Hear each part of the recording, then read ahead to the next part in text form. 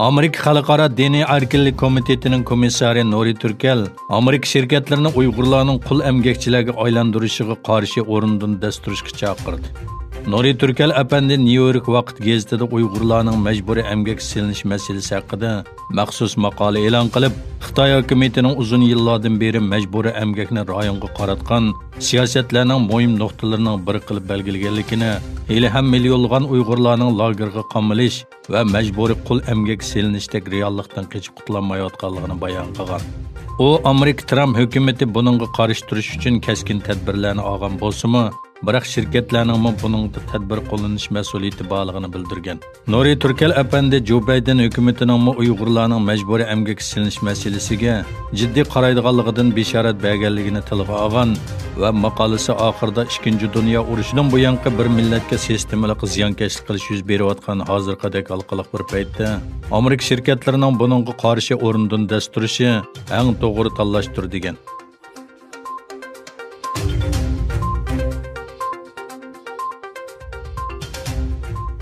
Xitoyning Sharqi Turkistondagi qilmishlari va irqiy qirg'inchiligiga qarata yana bir inkas Yaponiyadan keldi.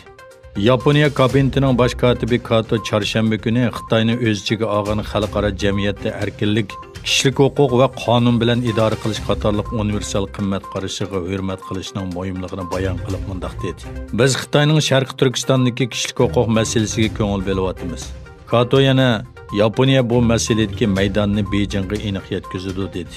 Amerika Davlat ishleri katibi Mike Pompeo seshanba kuni bayonot e'lon qilib, 2017-yil 3-oydan boshlab Xitoy Kommunist partiyasining hukmronligidagi Xitoy hukumati Sharqi Turkistondagi Uyg'ur va boshqa diniy jamiyatlarga qarshi insoniyatga qarshi jinoyat va irqiy qirg'inchilik sodir qilgan deb e'lon qildi.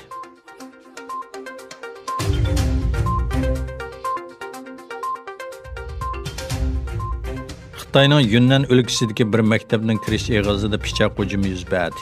Yunnan o'lkasi Kunming shaharlik jamoat xavfsizlik idorasining bayonotiga qaraganda, shaharning Wuhua bo'lgisi Huashan rayoni Yunnan pedagogika universitetiga qarashli bir o'rta maktabning kirish eg'izida pichoqli hujum yuz bergan. Hujumda bir odam hayotidan ayrilib, 5 o'quvchini o'z ichiga olgan 6 kishi yaralangan. Uchurga qaraganda 56 yoshli hujumchi Wang bir o'quvchini geliga pichoq tanlab go'ruga olgan va soqchilar tomonidan etib o'ldirilgan. Kishini hayron qoldirdigani shuki, terrorlikni bahona qilib yuzmonlagan Uyg'urlarni lager va turmalarga qamgan Xitoy doiralari bu Xitoyning vahshiy jinoyatini terrorlik deb atamagan.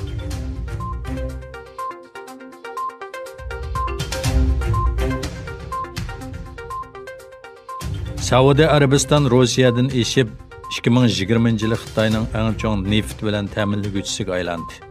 Egilinishcha, dunyodagi eng chong neft eksport qiladigan Saudiya Arabiston 2020-yil Rossiyadan eshib Xitoyning eng chong neft bilan ta'minlaguvchisiga aylangan. Saudiya Arabiston 2020-yil Xitoyga kuniga o'tir hisob bilan 1,690,000 qonaltir, jami 84,920,000 tonna neft sotgan.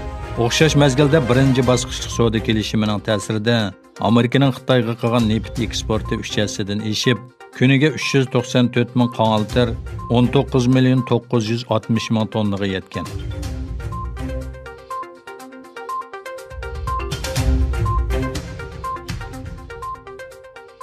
Birlashgan Davlatlar Tashkiloti yadro qurollarini cheklashdagi tunji xalqaro kelishim bo'lgan yadro qurollarini cheklash shartnomasining kuchga ega bo'lganligini e'lon qildi.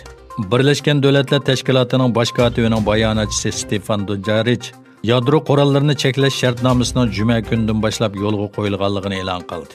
Amerika, Rossiya va Xitoy qatorliq yadro energiyasiga ega davlatlarning qarshi turishiga qaramay, dunyoning har qaysi joylarida yadro qurollarini yo'qotish va yangi qurollarni cheklashni maqsad qilgan yadro qurollarini cheklash shartnomasi 2017-yil 7-iyul 193 a'zosi bor Birlashgan Davlatlar Tashkiloti umumiy yig'inida 122 davlatning tasdiqlashi bilan ma'qullangan.